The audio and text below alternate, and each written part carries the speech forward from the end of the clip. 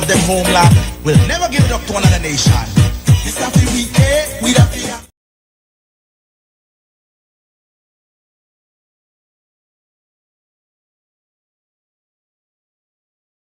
Central America and Belize. Today is May 3rd, and May 1st is usually observed as International Workers' Day. So this is a very timely discussion this morning on workers and the importance of International Workers' Day, or May Day, as it is called in so many parts of the world. Thanks, Brother Akka, for Mekwe. Listeners, viewers streaming online know one time what they could expect for the next 90 minutes. We are on XTV, a local channel, live streaming on XTV Belize YouTube channel and XTV Belize Facebook page. Brother Eton Panton, good morning. Morning, brother, up on the air. Brother Panton? Ay. Brother Panton. Okay, I could hear the birds there if I live, but I hear the top. Brother Panton, you're on the air. We're greeting you. Good morning. All right, that didn't work out. So until we could figure out Brother Panton's audio, we'll keep talking. Brother Akko, workers in the Caribbean. What your recollection of the value of workers in the Caribbean region? It's a very simple and yet complicated question in some way. The history of the working class, let me start by saying, the history of the working class in Trinidad and Tobago and the wider Caribbean, where I'm from and the wider Caribbean, is not a history that corresponds with other histories of other countries, in the sense that the workers who first came here to the Caribbean came as enslaved. And it's a point that I think people forget to mention. We speak about the enslaved, but the enslaved were actually workers who were not paid for their wages. And then other groups came to the Caribbean in the forms of indentureship, Indians, Portuguese, and Chinese. So the history of our working class in the Caribbean would have been different from the history of the working class in Europe or other parts of the world, especially in Europe. So we have a different history, and therefore must have a different interpretation of how we view this whole working class struggle. Even after chattel slavery ended and we got emancipation, workers were still exploited in the sense that there were no proper arrangements to satisfy wages and so on and so forth. So this history is very important to understand where our historical roots emerge in terms of our working class in the Caribbean. Now we move to the current situation, the question you asked, and what we have is workers who have moved into industry and various segments of the economy. And for a very long time, we had very strong unions in the Caribbean, which bargained on behalf of workers. In fact, the unions played a critical role in the anti-colonial movement throughout the Caribbean. And you would find that a number of the political parties in the Caribbean emerged from trade unions. In places like Jamaica, in St. Vincent, Barbados, you had the two parties emerged from labor, because labor was critical in the pursuit of justice, of wages, and of freedom from colonization for the populations in the Caribbean.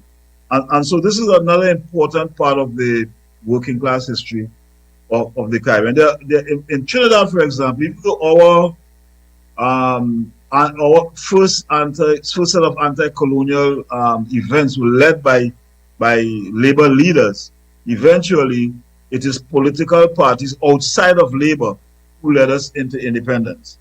So this is where we are in the Caribbean, and to a large extent, the power of the working class is being diminished in every single Caribbean territory. You know, in the 1950s and 60s, the governments that came to power, especially those that came after independence, a lot of them, even though supported by workers, instituted policies and laws that did not serve the interest of the workers. And that pattern existed throughout the Caribbean. And in some instances, in the workers' pursuit of better wages against multinationals and other conglomerates that control the economy, the state unleashed violence, and we have had a couple of them in Trinidad and other parts of the Caribbean. So this is where we are. Today we observe International Labor Day. And I would say this, that, well, not today, but May 1st, actually. And I would say this, that the workers' movement, the trade unions, have been so weakened by laws, by legislation, sometimes by the betrayal of the unions who collaborated, the union leaders who collaborated with the state to sell out workers, in the process denying them, you know, just wages and so on and so forth. So we are not in a very good state right now relative to trade unions and the treatment of workers in the Caribbean. And I can elaborate on that a little later. Thanks, Brother Ako. We have Brother Eton Panton, past president of the Belize Energy Workers Union in Belize, on WhatsApp because he's having audio difficulties with the Zoom. Brother Panton, good morning. Good morning, Belize. Good morning, Sister YaYa. Morning, the brother. Brother Ako. Brother Ako from across the ocean. Yes. Brother Panton, you could tell us, if you could remember what time period you're the president of the Belize Energy Workers Union in Belize? Sure. It was a very short period between 2002 to 2004 because the company was going through a transition. And similar to what the brother said just a few minutes ago, where they weaken the trade union by threat, and you have officers who tell them what happened to us. They use YaYa method. They just take the strong president and promote them. So at the time, Brother Breddah was the president, and he was promoted to management. And under the policy, he could no longer sit as president of the union. So by virtue of that, I was automatically appointed interim president of the union. And this is something that has been happening for decades. It probably still happening at YaYa and no longer at the airport. While I was there, it happened to two other presidents before Brother Butler. It happened with Brother Raymond Shep, and it happened with Brother Phil Torres, where they were very powerful and they were promoted to management staff, and hence they could no longer lead the executive body of the Belize Energy Workers Union. Is that legal, Brother Panton, that a company could choose that an employee who has been promoted to management could no longer be part of a union? Do you know if that's legal based on Belize law and members of a union working for a company? It's not, because the laws of Belize allows anyone, every working class, to unionize. So it's not a legal process. However, it's an ongoing battle from then, and it still goes on even as we speak. Wouldn't there be an expectation that the umbrella organization, National Trade Union Congress of Belize, that would be something that the umbrella organization would take up? Yes, they have, and with the public service union, most of the senior government officials, what they do, they have a union that is comprised mainly of managers. the Association of Public Service monitors it was the same. Okay. Now, brother, you heard what Brother Akko said earlier, and you got a living example that's true, that unions get weakened. I mean, throughout the Caribbean, the unions no have no teeth, to be honest. And so since Friday was Workers' Day, one of my concern is, one, we have low union membership in Belize, and besides that, that means how much workers not have representation. And as long as workers not have adequate, genuine representation, then workers are exposed for, just because of the capitalist, racist economic system, to get chance, which consistently happen. So, Brother Akko, you know anywhere in the Caribbean where everyday people organize who are not within unions? We just had that experience this past week. We had talked about it. Or if you remember, Brother Panton, before this past week, when people who were not part of a union organized in their own interests and made gains. Well, from the history of Belize, as I have to come up with a brother too. People come together, the labor force came together, and from those labor forces were formed political parties. And that is exactly the issue that leads with respect to the most popular political party, present government. The sad and part of this is that we have today the bulk of our government not being unionized. Our country has been bombarded with modern day sweatshop slavery in the form of what they call BEWU. I was made to leave on Labor Day.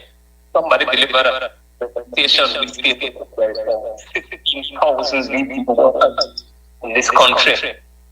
None of them are mine. That represents a large population of this nation, and not one single people have union representation. So we have regressed drastically since the trade union started in early 2000s. Right, and as Brother Akko has said, really, when you have workers organizing in their own interests, they're resisting. So from during the time of enslavement, you have enslavement reverse, that the workers resisting. So from at the point when legal chattel enslavement ended in the English-speaking Caribbean, August 1st, 1838, people continue, everyday people, they never have no colonial papers, called degrees, continue to organize in their best interest and resist. And like Brother Akko said, that from out of that you had the trade unions. So Brother Akko, and I know on the trade unionship there were some gains, but what are the lessons for we learn, you that think, Brother Akko, in hindsight, from when people organize in their own interest as opposed to when they make other people lead there and organize in their interests, such as trade unions? What lessons we could learn from that? Well, the first thing I think people must recognize, and which is not being debated in the Caribbean right now, is you have class issues in the Caribbean. There's a working class, and the working class does not identify sometimes enough as a working class. What we have in the Caribbean is a kind of, what I call it, let me kind of give you the Trinidad context. There is a phrase we use in Trinidad called all our ways one. And what that means is that we don't have class or race distinction, but that is not true. That is a narrative perpetrated by imperialism and capitalism and the local capitalist elite to neutralize any attempts at working people and other groups who are disenfranchised organizing around their own class and their own issues. So the idea is that the society belongs to all of us and so all always one. But in reality, that is not the case. The case is that There are economic elites, there are political elites, and there are social elites who have certain kind of advantages, vestiges sometimes of colonization, vestiges sometimes of their connection to the old order of colonization, like those who are light and white, and so on. So there is this, what I call narrative that has been perpetuated, and which I think has diluted the identification of workers as a class, right? So that's something we have to identify. We have to understand that in the Caribbean, there has always been a capitalist class, always. And we do not call them out for what they are. After the what they call the settlers, the British or French or the Spanish left, there were those who were the descendants of these people who chose to remain in the Caribbean. Some of them went back to what they call the so-called mother country or the metropolitan country. But there were those who remained, who identified as local, but who maintained the same colonial structure, the same colonial economic relations. But because they were born here, born in the region, they felt identifiable with the culture, you know, of the region. But that did not mean they were not exploiters. That did not mean they did not identify. And I think, unfortunately for the working class in the Caribbean, that distinction has not been made. Now, the question you ask about, did people organize, I think if I understood it correctly, outside of trade unions? Yes, people did organize outside of trade unions. One of the biggest movements, I mean, if you look at what we call the Black Power movement in the Caribbean, it was a movement of many different sectors of the society. There was labor, there was the unemployed, there was university student, and that became the most significant movement in post-independent Trinidad and Tobago. And it did achieve a number of changes socially, economically at one time, to the point that the movement forced the government to introduce a number of things, including the 40-hour work week, including things like better pensions for workers, and most of all, the nationalization of key sectors of the economy. And in fact, there's a document that suggests that outside of Cuba, Trinidad and Tobago at one point had the most state-controlled economic enterprises. And this was directly a result or a reaction by the state to the demands of the movement of 1970, which was not exclusively a labor movement. But what is happening now is that those things are being reversed. Now, one of the things workers demanded was the 40-hour, the unions demanded was the 40-hour work week. I remember as a boy growing up, my uncle worked in the oil fields, and they had a 46-hour, they work half day on Saturday. The unions is who fought to get this 40-hour work week. Proper pensions, proper health schemes, housing schemes, and so on. And what is happening now is that with the weakness of the unions, the weakening of the unions, a lot of these gains that came from the 60s and 70s are now being reversed. And so when you had unions bargaining for permanent work, what you have now is even the state now is implementing contract work. So you do not give the worker security of tenure. They don't have job security in any significant way. They give you a 2-year contract or a 3-year contract. In some cases, no pensions. They say that that's your responsibility. So the unions, the weakening of the unions have negatively impacted workers and the working class in the Caribbean. And that is something that we have to just, you see, it is not just, it was a planned thing, right? Under what is called the neoliberal model of economic development, you know, which is what was introduced by the Thatcher and the Reagan era. It's called neoliberalism. And neoliberalism launched a very vicious attack on unions as it began in the United Kingdom, which set the template or the example for how unions should be treated under Margaret Thatcher. Then Reagan followed that by dismantling the the workers who worked in the airport, the air controller, they struck for better wages and better conditions. And Reagan, rather than let the unions negotiate, he fired all of them and brought in the military and to run the air traffic. So this has been an assault on workers, right? Which was a reaction to what happened during the New Deal under Roosevelt. What a lot of people don't understand is that the New Deal under Roosevelt, President Roosevelt, which introduced things like Social Security and other benefits to people and workers, it was influenced by the workers. Eugene Debs was a communist, and other workers and other unions. So a lot of these things were forced by the state, forced upon the state by the demands of workers. However, the capitalists were not very happy with it. And in fact, one of the narratives of that era is that when Roosevelt introduced the New Deal, the capitalists said, we don't want this. So Roosevelt said, well, okay, you don't want this. What you're going to have is riots. And they are going to take what you have. So they agreed with him reluctantly, but was always working in the background to reverse those things. And this is what we have now, not just in the Caribbean, which is part of the global economy, but in the entire global economy.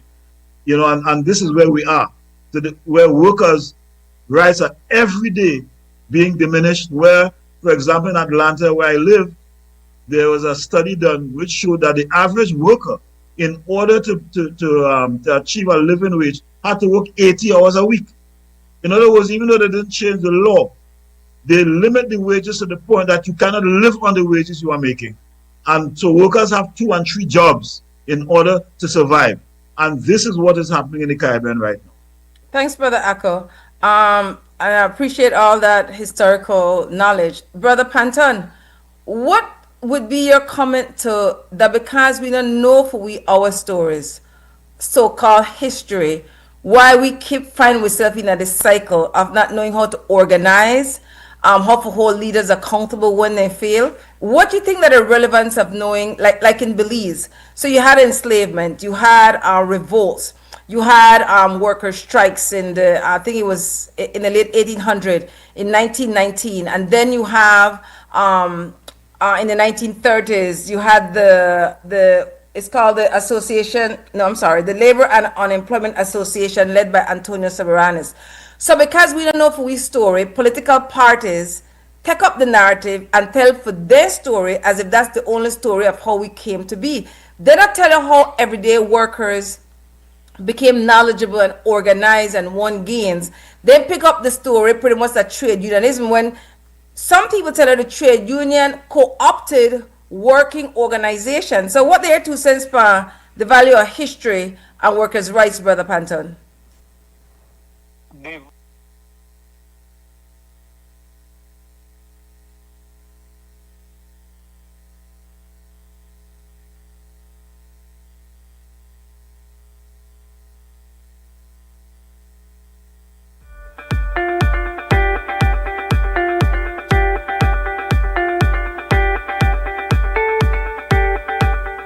I'm not hearing him.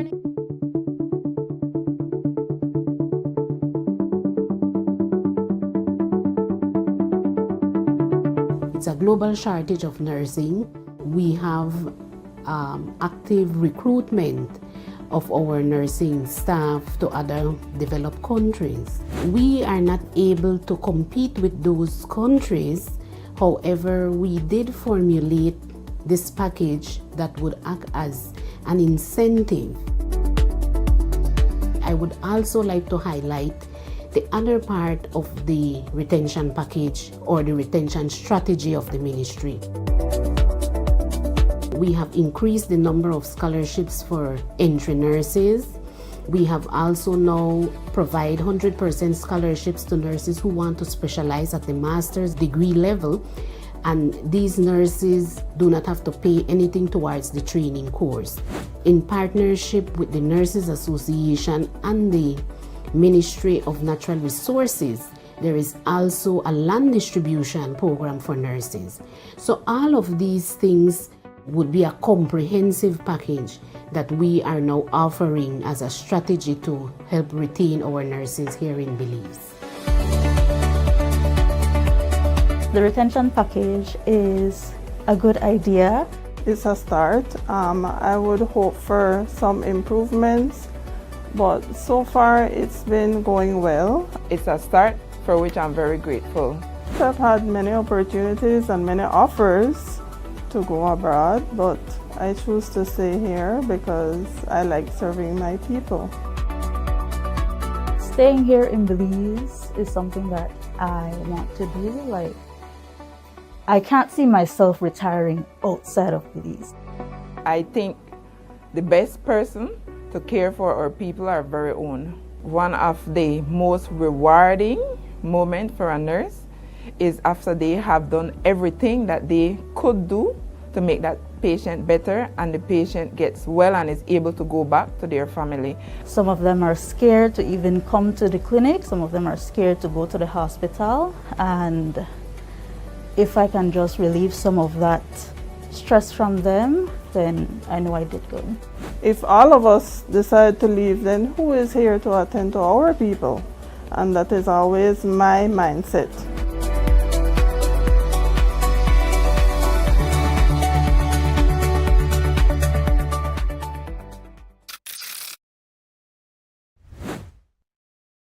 Every day, we access energy for cooling, lighting, and powering our electrical appliances and devices at work and at home.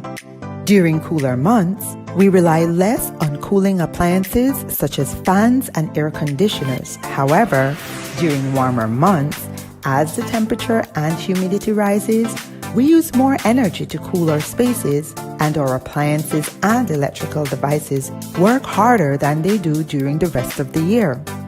When the months become hotter, let's all practice energy conservation. Here are a few changes that you can make to manage your energy use. Check that all appliances and electrical devices are working efficiently. Turn lights off when not in the room. Unplug chargers, appliances when not in use. Turn off fans and TVs. Use energy-saving light bulbs such as LEDs. And look for the Energy Star products when purchasing appliances and electrical devices. These easy changes can reduce energy use and costs. You can also monitor your energy use during the month by reading your meter and calculating the reading using BEL's bill calculator on our mobile app or by visiting our website. Let's all save energy. Belize wakes up connected to opportunity. And across our country, the work to keep Belize connected continues. SMART continues expanding our network across the country, bringing stronger coverage to more communities.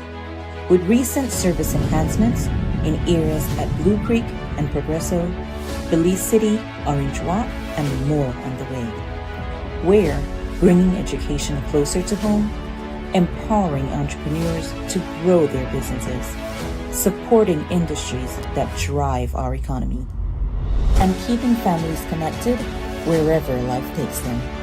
With every expansion, we are investing in the infrastructure that moves Belize forward. Because connection isn't just about signal, it's about opportunity, progress, and the future we are building together. SMART, bringing people together.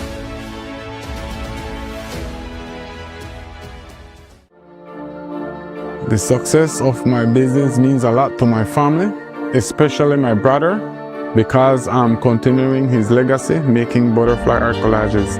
It was very hard for me to receive payments. I had to go directly to meet the person I'm purchasing from and who I'm selling to receive payment. Because I opened my business account with Atlantic Bank, now I can make and receive payments online, and this has made my job much easier. Atlantic Bank, building the future together. This Mother's May, celebrate the woman who makes the house feel like home all month long. Great deals like 15% off bathroom and kitchen fixtures from Moen, Hansgrohe, and Duraflow. Plus 15% off Hispasensa tiles, Stormguard windows, and 40% off Sunlight windows. And 15% off Berger paints and huge savings on clearance colors. So come in to Habet and Abet or Brothers Abet Call us or WhatsApp us today and make this Mother's May one to remember. Happy Mother's Day to all marvelous moms. Guatemala, talking about the head on the Belize and dollar because patriots, all people who love them country bad love them homeland, will never give it up to another nation. Them country bad love them homeland, will never give it up to another nation. This a we we the fear. Nobody give it to no Guatemala. This a we the fear. Nobody give it to no Guatemala. This a me name is Pupa. Belize me come from the Belize city area. 110% Belize and proud of it. No, tell me about maritime area. Long time ago agreement by the slave master. Talking about the head on the Belize and dollar because patriots, all people who love them country bad love them homeland, will never give it up to another nation. Them country bad love them homeland, will never give it up to another nation. This a we the fear. Nobody give it to no Guatemala. This a we the fear. Nobody give it to no Guatemala. This a me name is Pupa. Belize me come from the Belize city area. 110% Belize and proud of it.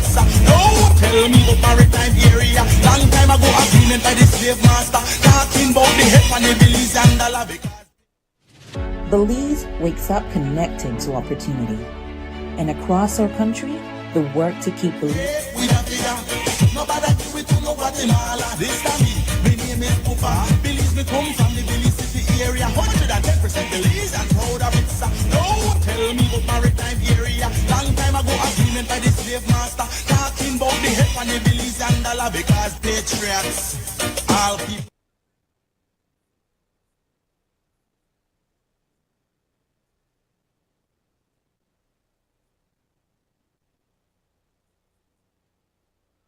YaYa, Brother Akko, and we have Brother Eton Panton, past president of the Belize Energy Workers Association. Brother Panton, you mean in the middle of telling we, answering one question we asked about the relevance of knowing our histories, our stories, as relates to workers' rights in Belize. If you don't mind, come back on the top again for me, please, brother.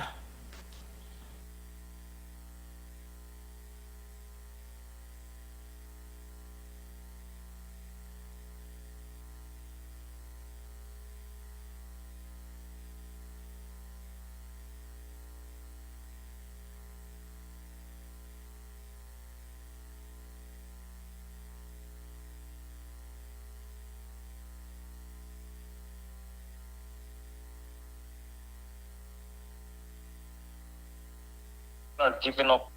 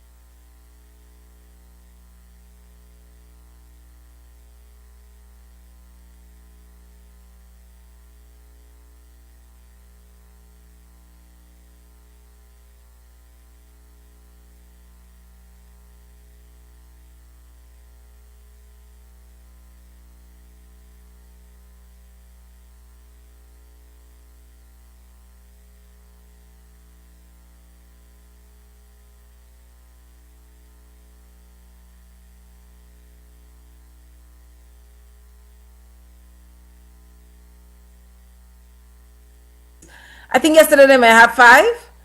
And it's like every year that the same performance. There's no substance, and clearly with the NTUCB not taking a position with the Belize Communication Workers for Justice and the Belize Energy Workers for Justice, independent groups who the hold their former employer accountable for not paying their severance. When the umbrella organization, which the, again, 12 or 13 unions, and their unions could have chosen, if they wanted to be in solidarity with what we call the green shirt and the white shirt. And I always give credit to the Christian Workers Union President, Sister Leonora Flowers, for coming out in her Christian Workers Union shirt at events that the green shirt and white shirt have. But when, I mean, I feel like that time, Brother Panton and Brother Akko, listeners and viewers, we just have to start out the truth. Unions have failed. There was a time when unions worked, But for a long time, unions have failed. Union leaders get buttered up by political leadership, by whoever influenced them, got power and influence. And so they're not genuinely looking out for the interests of workers. What do you have to say about that, Brother Panton?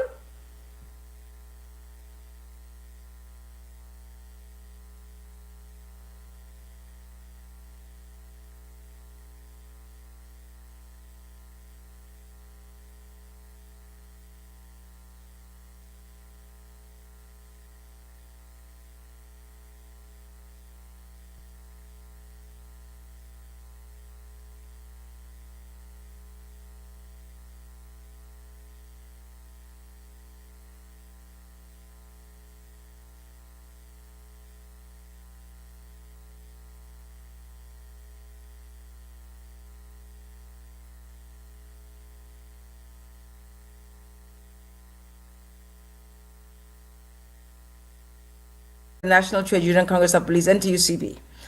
And I have been holding them, along with Christine Perriott, accountable for not being in solidarity with the former employees of the Belize Telemedia Limited and Belize Electricity Limited. And so in holding the union leadership accountable, because the NTUCB, the National Trade Union Congress of Belize, is the umbrella organization of about 12 or 13 other unions. Brother Panton went out to the labor rally on Friday, May 1st.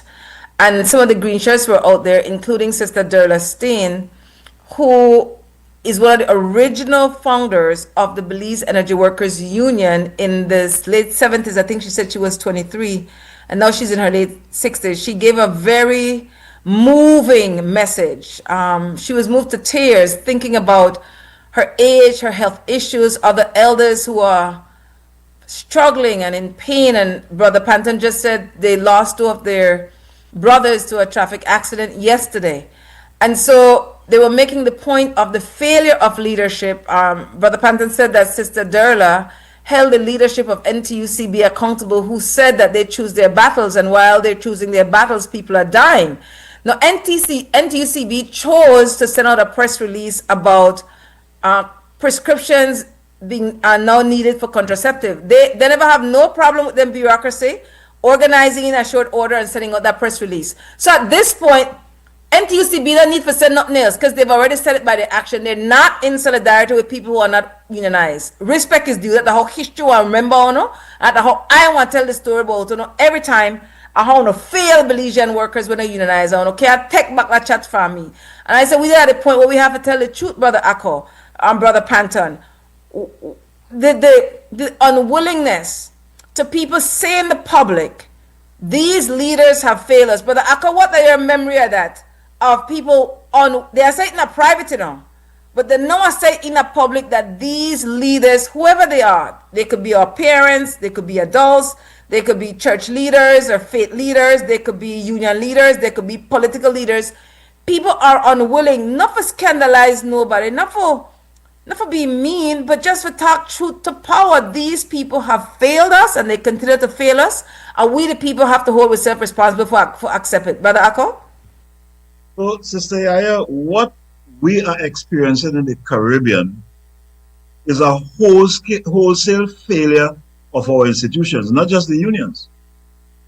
The political parties have failed, the security services. We are experiencing institutional collapse in the Caribbean. And every action by the leadership, whether it be the political leadership or the economic leadership, is to put a plaster on the sore that has gone beyond the requirement of a plaster. So the union is just part of that whole thing. One of the things, you know, statements that you hear regularly in Trinidad and Tobago is that the unions, especially the Oil Workers Union, which was the most militant and progressive union in the country, that the unions moved oil workers into the middle class. And now the oil workers do not believe that they belong to the working class. To the point now that this current government, which is one of the most backward governments in the history of Trinidad, relative to its total subservience to U.S. interests, right? A key component of this government is the Oilfield Workers Trade Union. Two of their senior members are ministers in the government. And then the other union, which is the PSA, which is a major government union, one of their leaders or past leader is the Minister of Labor. You see? So you have a serious conflict of interest that unions are now aligned with political parties, right, are in the political system, and therefore by their very presence there are compromised. Now, the brother raised an issue earlier about promoting workers. Any leader that represented the workers' interests in a very consistent and principled manner, what the company would do is to promote them. But when you got that promotion, you're in a situation where they made you sign certain contracts. Once you're in management, you could no longer, like I know when I worked, you had what was called the staff. They would promote a labor leader to the staff, a union to the staff. Once you became a member of the staff, there's a contract you signed that you could no longer be in a union or represent workers in that way. So the company used these methods, and you have to understand it in the sense that sometimes a guy is a sister, a brother or sister, comes from a poor family, has aspirations, like everyone else, and so you are offered this job, better wages, and so on and so forth. And most people will succumb to that temptation, if you want to call it that. I mean, it's a logical outcome of wanting to do better.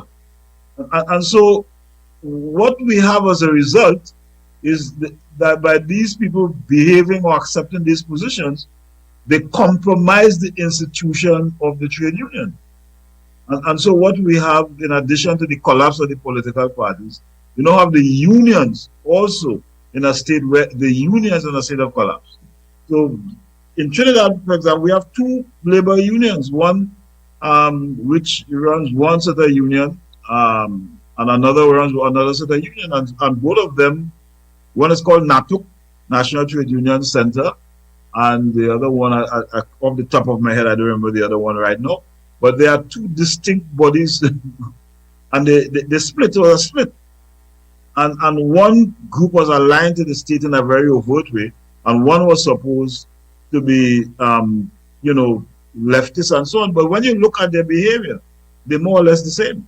And that is the tragedy of the Caribbean right now. All our institutions are collapsing.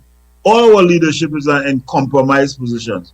And so people have to understand there is a need for new approaches, and there is a need for new institutions that could represent the interests of the population in a different way. The political parties no longer represent the interests of the people who vote for them. They don't.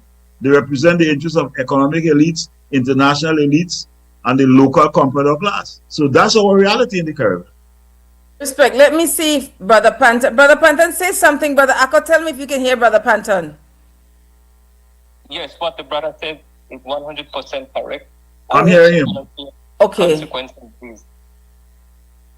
Good. They're hearing you now, Brother Panton. I want to come back, Brother Panton, and ask you your thoughts on the point Brother Akko made about class. You know, you have that Belize people might say you have, okay, so they have indigent. That at the bottom of the barrel, you can't get poorer than that. You're indigent. Then you have people who are impoverished. Then you have working class impoverished people. Then you have middle class. Then you have upper class. Then you have stinking, dirty, rich, predatory class with just legacy money for generation. Oftentimes, I believe we might not look upon it like that, but within the let's say within trade unionism, there's a class issue like Brother Akwan, you just said. You have a working class person, get a job, make her money, work them way up, get a management. Now I could make more money. That either I want to make more money and better me and my family, and I represent workers no more, or represent workers and make little bit of money. And that's the one real choice you have to make. What you got to say about your experience as a past president of the Belize Energy Workers Union the Belize, as well as you may work at different levels of the executive. What you got to say about class within unionism the Belize? It is a definite reality in Belize. Everywhere you go, that is what is happening. I experienced it. I was promoted when I was president to a management position, and I was told, Eton, you got to get on the bus. Otherwise, when the bus leaves, you will not be on it. My response was, my brother, I'm on Banya. I know I'll leave you to go to Canada. Because the Canadians were in control of BL at the time. Those were my examples. And so, time passed and I was demoted back to a non-management employee. And I celebrated because the dirty mess that they wanted me to do as a manager, I couldn't do it to my people. So, it's a real fight, but it takes integrity on the part of the unionists to say no to certain things. When you don't make a union, when you don't make a union president, did you set up any boards? Because that's another perk too, Brother Akko. You get to sit down for certain boards, and you get certain stipend. You would apply any board, brother, when you don't make the president of the Belize Energy Workers Union, the Belize? Yes, I was on the working board, and that board worked for free. None of the other boards there. You don't know how me would have said that. I didn't want any of those boards because I knew what they claimed. I sat on the committee that was responsible for negotiation of benefits and salary adjustment for the company. And under my tenure, we negotiated with flooring for anybody coming into the company. At one point, BEL was the, I won't say the highest, but we were top 3 in this region when it comes to salary and benefit.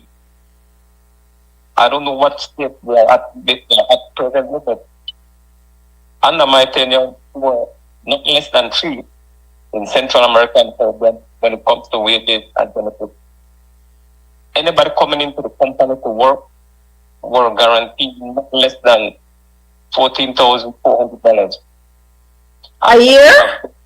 Yeah, and that would have been 20 years ago. It would have been somewhere around 2000, between 2002 and 2003. Well, 2001 to 2003, somewhere in that vicinity. That was the moment.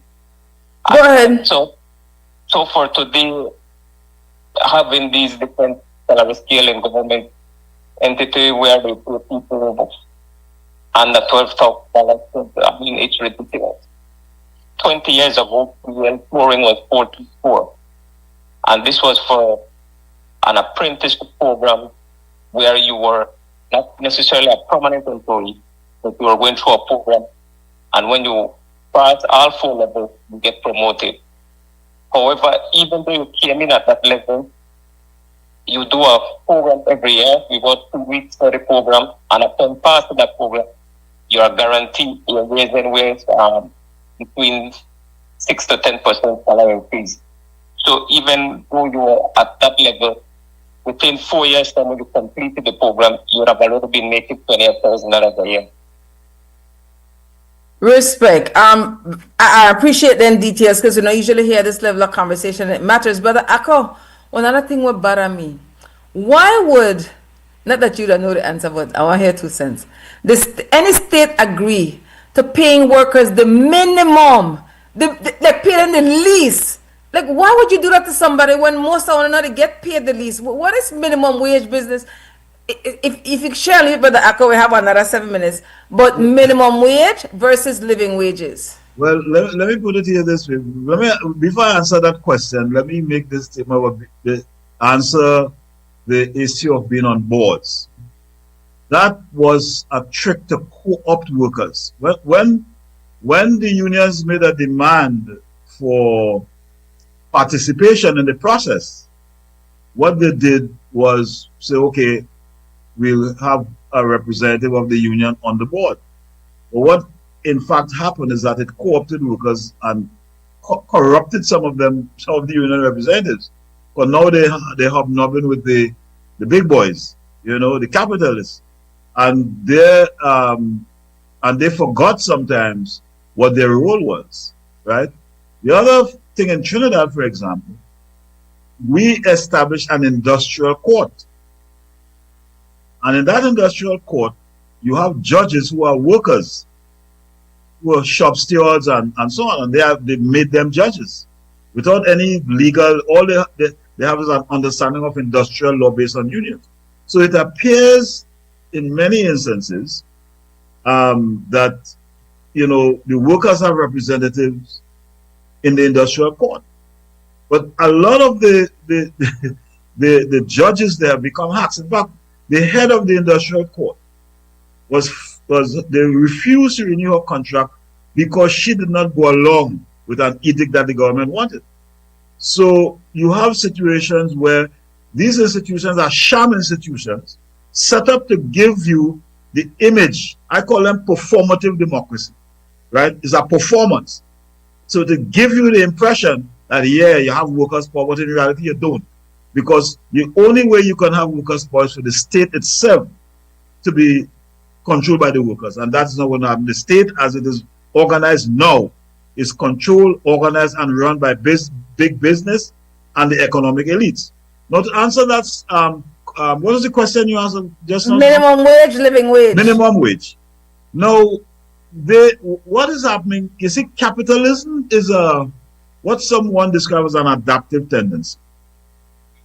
So, progressive forces around the world, when they looked at the kind of wealth that was being produced, and remember, the billionaires only have wealth because of workers. They like to make you believe it's some great strategic skill they have. They only have their wealth because of workers. Workers work and they produce, and so these business people and captains of industry, they benefit from it. So you had a situation where in many factories around the world that were producing high-end clothes and all this, and people in the metropolitan countries, in major capitalist countries in the US and Europe, people were looking at these things and saying, but listen, you have these people working for starvation wages. And a movement developed to demand a living wage. And this living wage was based on certain economic indicators. But the reality is, the price of goods is not controlled by the worker. So you may get a living wage of $10. And what does the employer, the capitalist do? He raises the cost of the goods. So your living wage no longer guarantees you the same goods that it could have bought 5 years before, because they have the power to raise prices at any time. And since they control the state through different forms, coercion, bribery, and so on, the living wage is become irrelevant. This is why, workers, as I said earlier, now have to work 2 and 3 jobs in order really to have a living wage, right? The living wage in reality as it exists now is not based on the realities of the life of people. So what we have in reality is the working poor. That's what you really have. And as some people used to say when, I was in Atlanta, they used to say, J-O-B, job means just over broke. That's what your job means.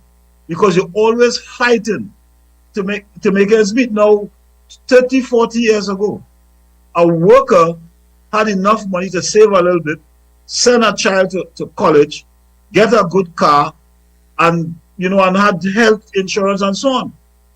That was a real living wage because you could have done things. In fact, I was talking with a friend whose father died and he was at work and left her property, right?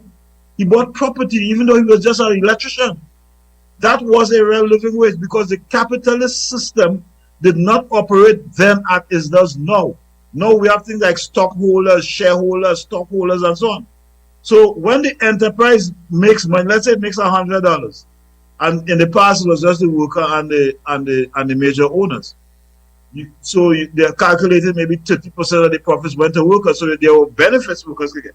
Now you have the shareholder, you have the stockholder, you have so many, you have the investor, and all of those people, money come before the worker. And when they get their money, then the bankers, and then when all of them get their money, whatever is left is then given to the workers, which is what Thatcher and Reagan called the trickle-down theory of economics.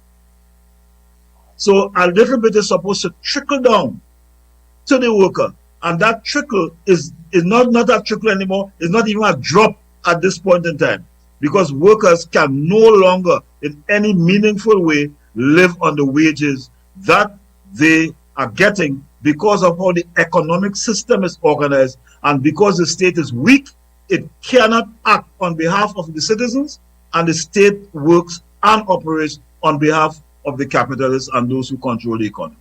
Thanks, Brother Akko. We have to go to break, Brother. Panton, when we come back after break, I want to give 2 cents per minimum wage and living wage, and what Brother Akko just say.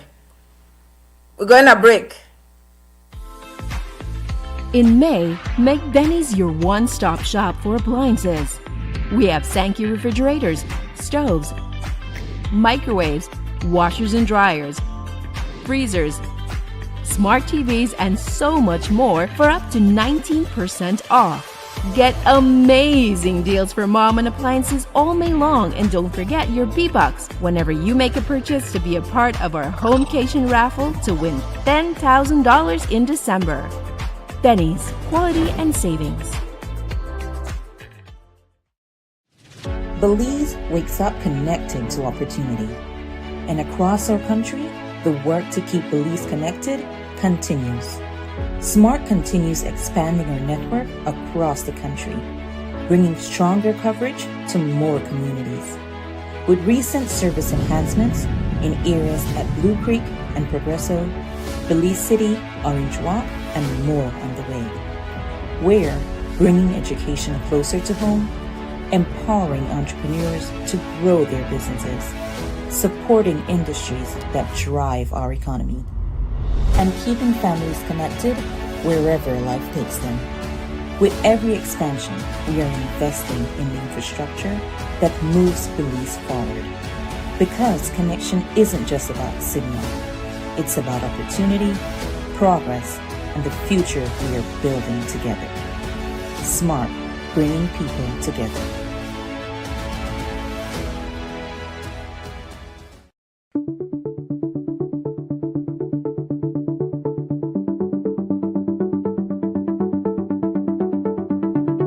It's a global shortage of nursing. We have active recruitment of our nursing staff to other developed countries. We are not able to compete with those countries.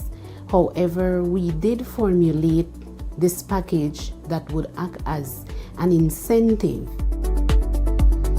I would also like to highlight the other part of the retention package or the retention strategy of the ministry. We have increased the number of scholarships for entry nurses. We have also now provide 100% scholarships to nurses who want to specialize at the master's degree level, and these nurses do not have to pay anything towards the training course. In partnership with the Nurses Association and the Ministry of Natural Resources, there is also a land distribution program for nurses. So all of these things would be a comprehensive package that we are now offering as a strategy to help retain our nurses here in Belize. The retention package is a good idea. It's a start. I would hope for some improvements, but so far it's been going well. It's a start for which I'm very grateful. I've had many opportunities and many offers to go abroad, but I choose to stay here because I like serving my people. Staying here in Belize is something that I want to do. I can't see myself retiring outside of Belize. I think the best person to care for our people are very own. One of the most rewarding moments for a nurse is after they have done everything that they could do to make that patient better and the patient gets well and is able to go back to their family. Some of them are scared to even come to the clinic. Some of them are scared to go to the hospital. And if I can just relieve some of that stress from them, then I know I did good. If all of us decide to leave, then who is here to attend to our people? And that is always my mindset.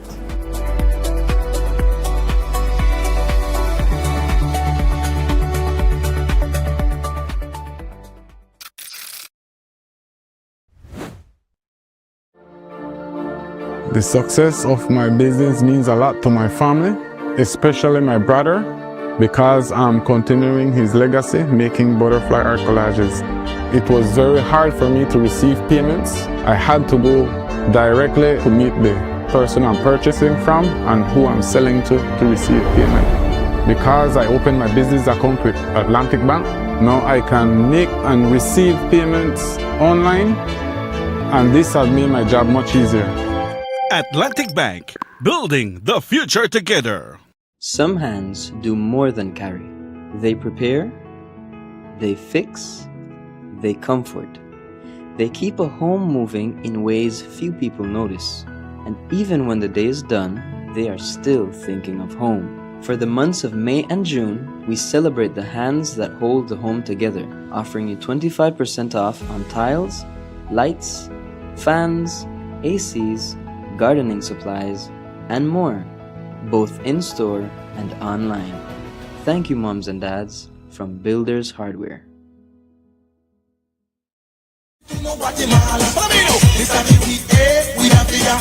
Nobody do it to no Guatemala. This time me name is Pupa. Belize me come from the Belize city area. 110% Belize and proud of Guatemala. Follow me now. This time we have here. Nobody do it to no Guatemala. This time me name is Pupa. Belize me come from the Belize city area.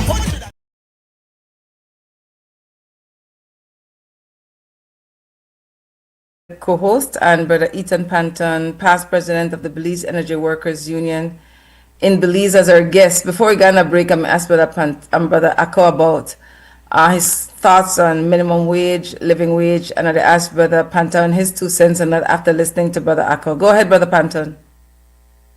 Yes, good to be back again. Me, the whole issue of minimum wage is a mess up. Why should you want to pay somebody less than you took their value and expect more from them? I always ask people that you have the police force, you have customs, you have immigration. Look at it at customs for example. These people are collecting the biggest revenue from the port, the airport, and the borders. And you pay these people nickel and dime. Hence the reason why there's so many mansions in the border town that belongs to custom officers. Hence the reason for the lot of unethical behavior in the government revenue with respect to custom officers. We need to be honest with ourselves. If I'm tasked with guarding $1 million, can't pay me $50,000 to protect $1 million.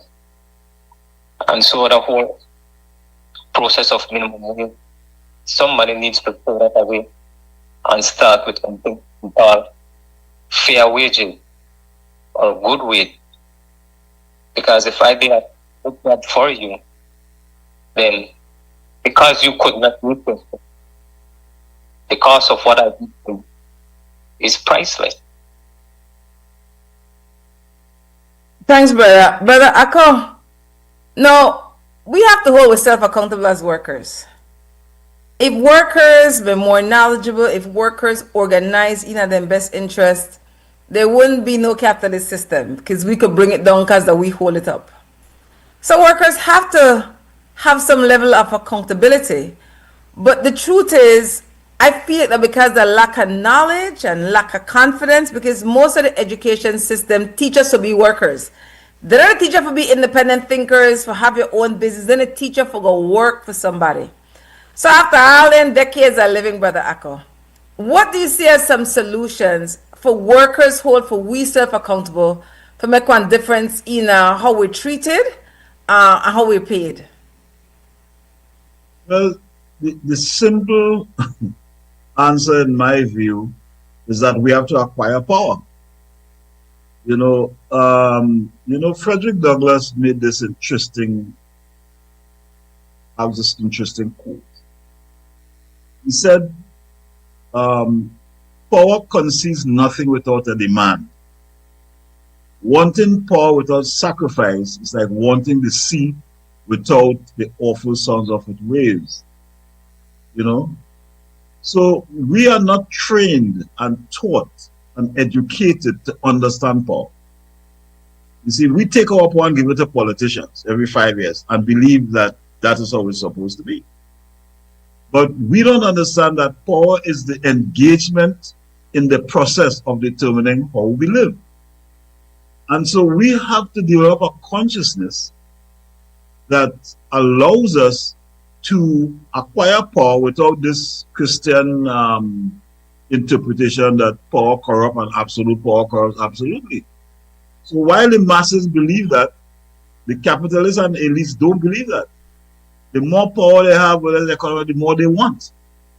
And we have a system that that trains us, conditions us actually, to take the power that we have as citizens and give it to people in the form of a so-called democratic vote, without demanding either things like recall if somebody don't operate in our interest, or defining a system that limits the power of these people to determine our lives. Now, what I'm saying here is something like fallacy, and people will say, well, how that's going to happen and so on, right? But as Fidel Castro always would say, we have to imagine a different world. Poverty should not be normal. It should not be normalized, right? Those who believe in the Christian Bible tell the earth, the God made the earth with bountiful for everybody with water. Now we're selling water, by not selling water, right? But this is what a system based on exploitation and profit making. And I'll give you a good example. A few years ago, the Chinese government made a decision to dismantle private education, okay? And to dismantle the biggest real estate company in China. And this, what they said, housing should not be for speculation. It is for people to live. And education should not be to create elites. So they dismantle private tutoring. You see?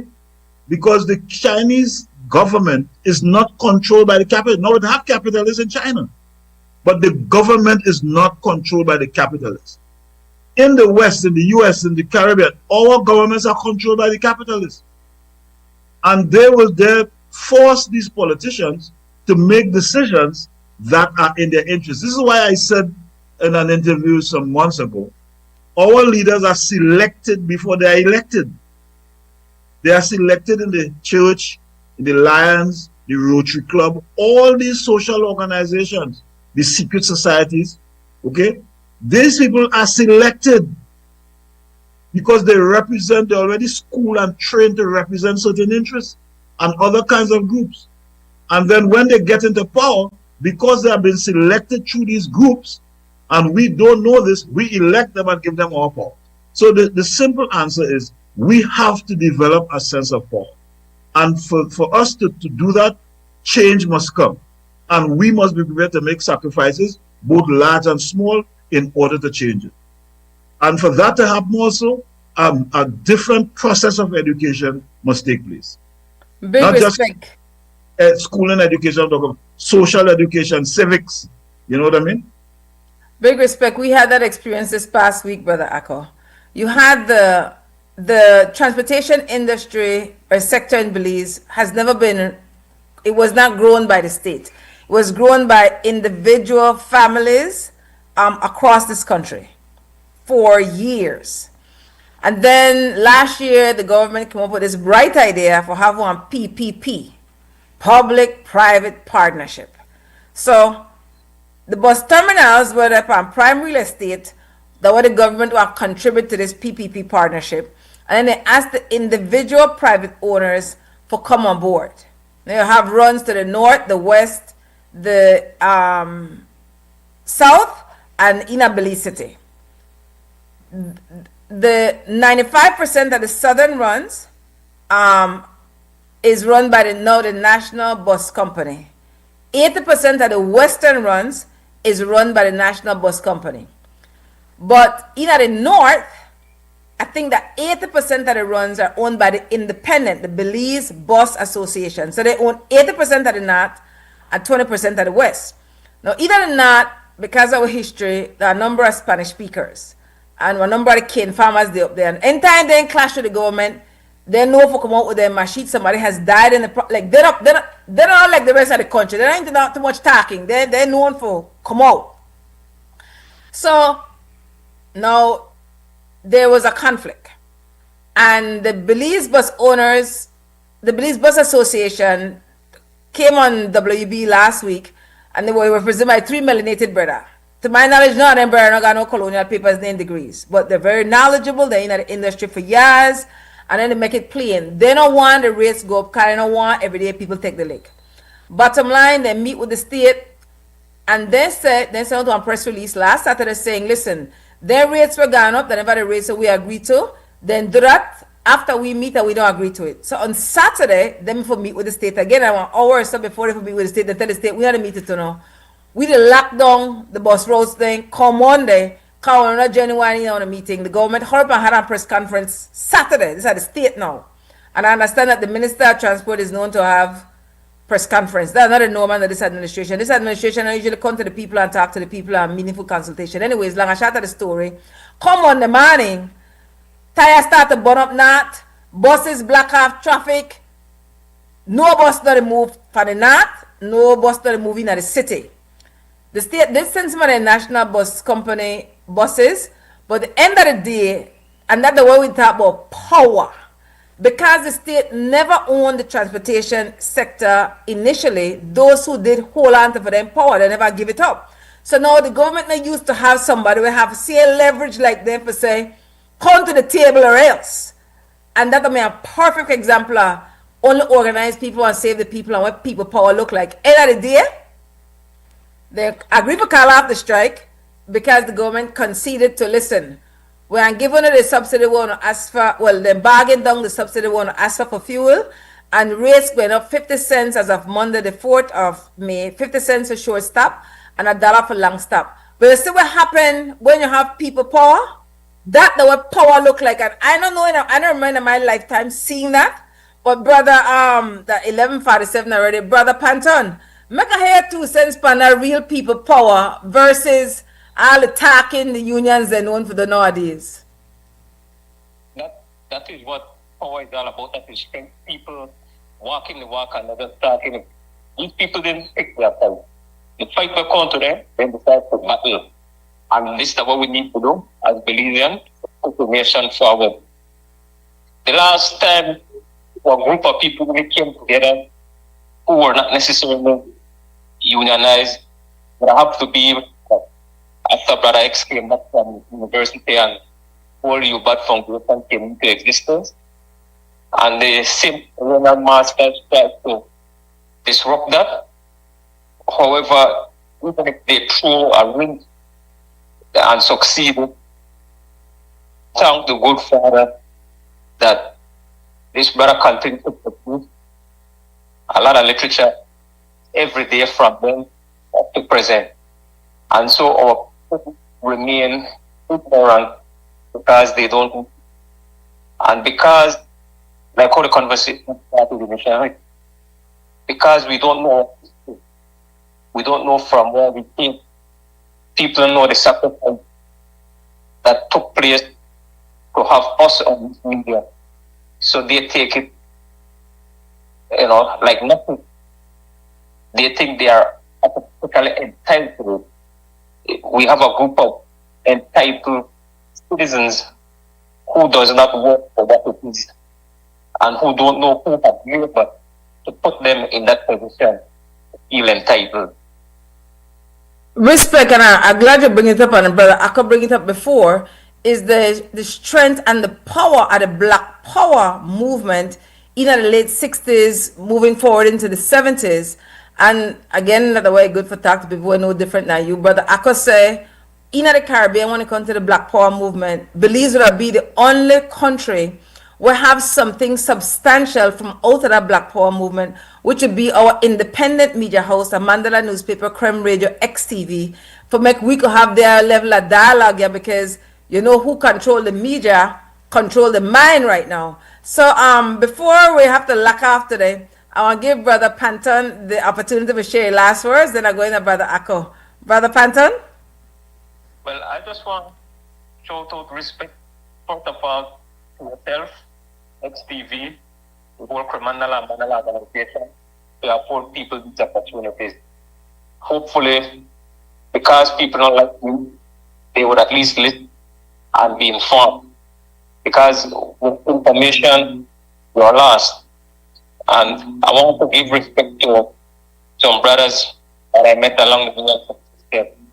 One fallen brother, Brother Winston Jones, he was the first and the founding president of the Belize Energy Workers Union. Along with him, there was Sister Deryck prior, then now Sister Deryck Payne.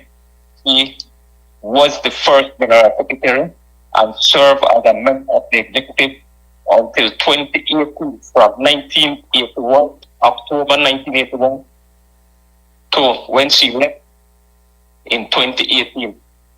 So Brother Ronald Williams, he was the first treasurer, and then I will say subsequent Brother Shepherd, Brother Forrest, Brother Butler, Brother Ashley Rock.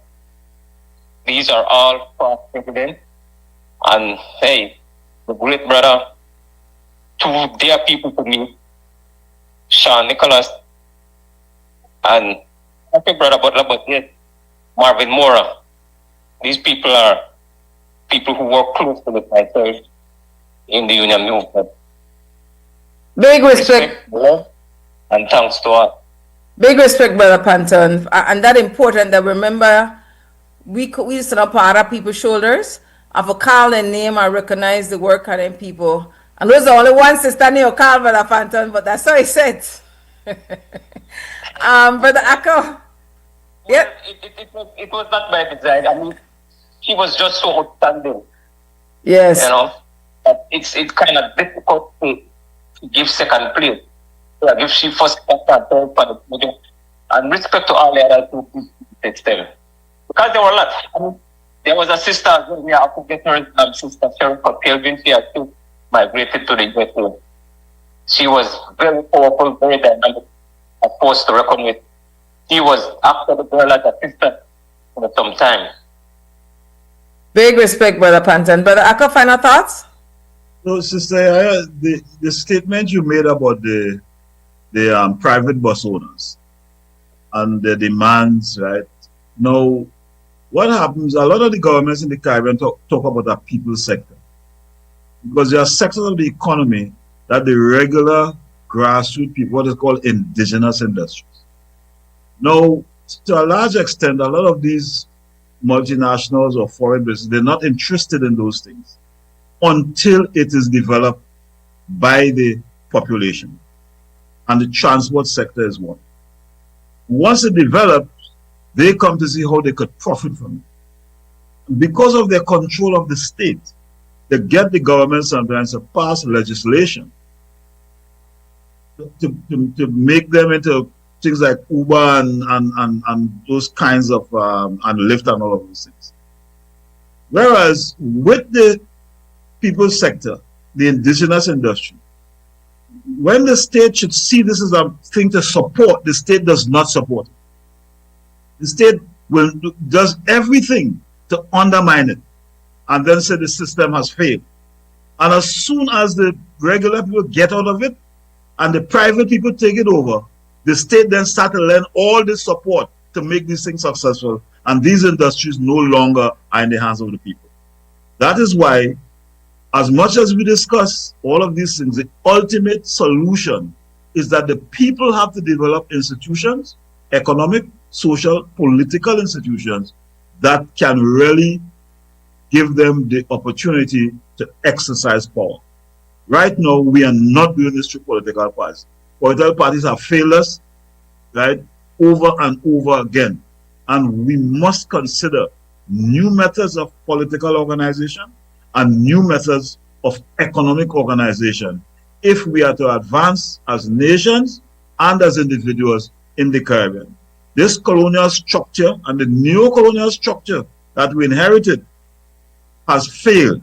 It has never served our interests, except when it makes compromise here and there because of our demands.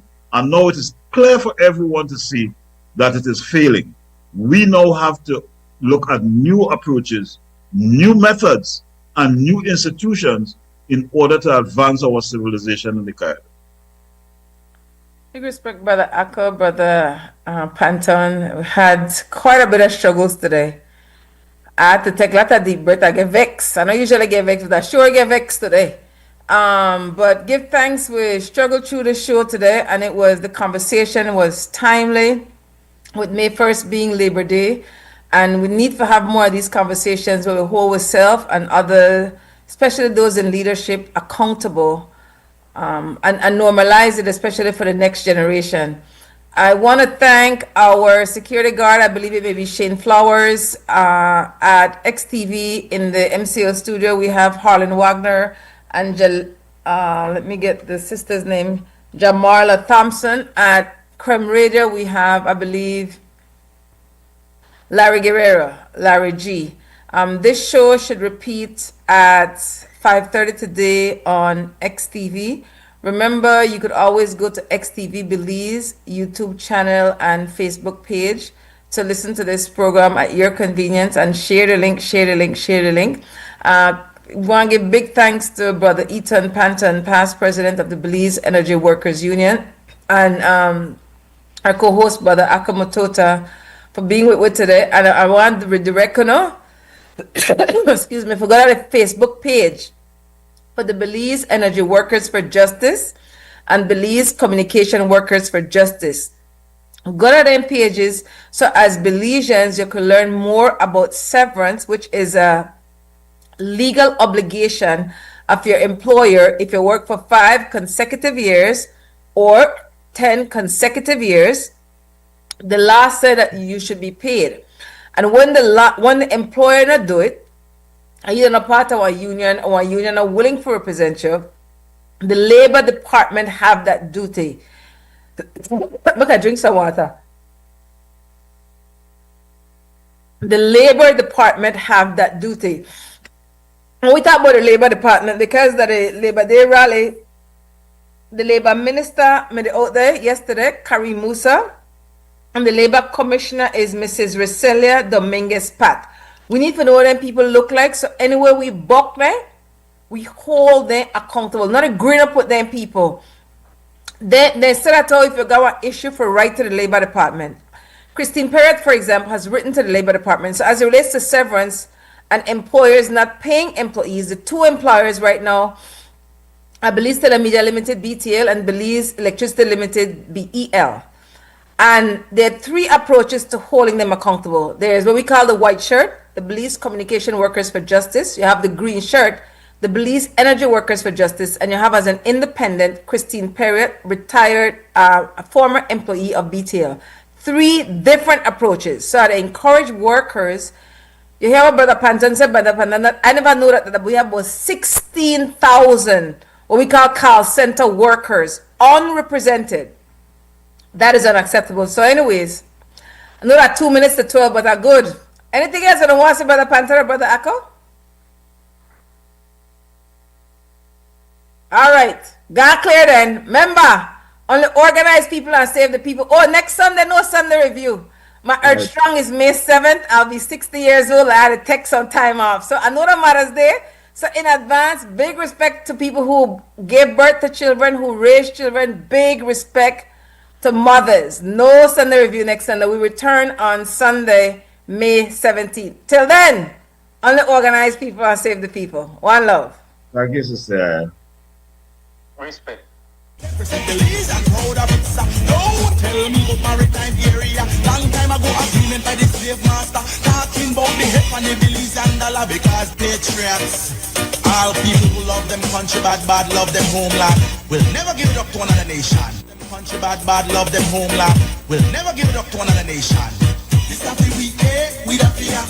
Nobody give it to no Guatemala. Follow me now. This a we da fear. Nobody give it to no Guatemala. This time me name is Pupa. Belize me come from the Belize City area. 110% Belize and proud of it. No, tell me about maritime area. Long time ago agreement by the slave master. Talking about the head on the Belize and dollar because patriots. All people who love them country bad, bad love them homeland. We'll never give it up to another nation. Them country bad, bad love them homeland. We'll never give it up to another nation. This a we da fear. Nobody give it to no Guatemala. Follow me now. This a we da fear. Nobody give it to no Guatemala. This time me name is Pupa. Belize me come from the Belize City area. 110% Belize and proud of it. No, tell me about maritime area. Long time ago agreement by the slave master. Talking about